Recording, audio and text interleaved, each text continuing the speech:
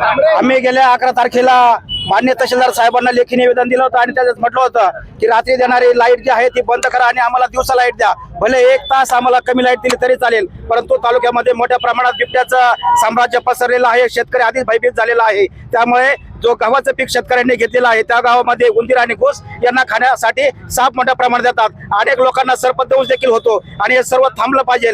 त्यात यावर्षी पाऊस जास्त झाल्यामुळे थंडी देखील कडाक्याची आहे आणि अशा कडाक्याच्या थंडीमध्ये वयस्कर लोक, शेतमजूर पाणी शेताला देऊ कसा शकतो? पिकवलेला एक लहान लेकरावाने पीक ते वाया घालवायचं काय, असा संतप्त प्रश्न शेतकऱ्यांना पडल्यामुळे आम्ही आज महावितरण कंपनीवर सगळ्या नेत्यांच्या प्रमुख उपस्थितीमध्ये आजचा आम्ही मोर्चा नेत आहोत.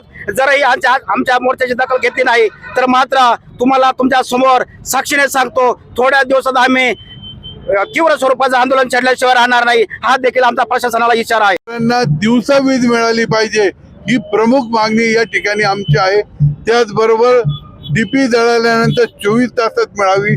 प्रत्येक गावामध्ये वायरमन असावा ही MSCB संदर्भातली मागणी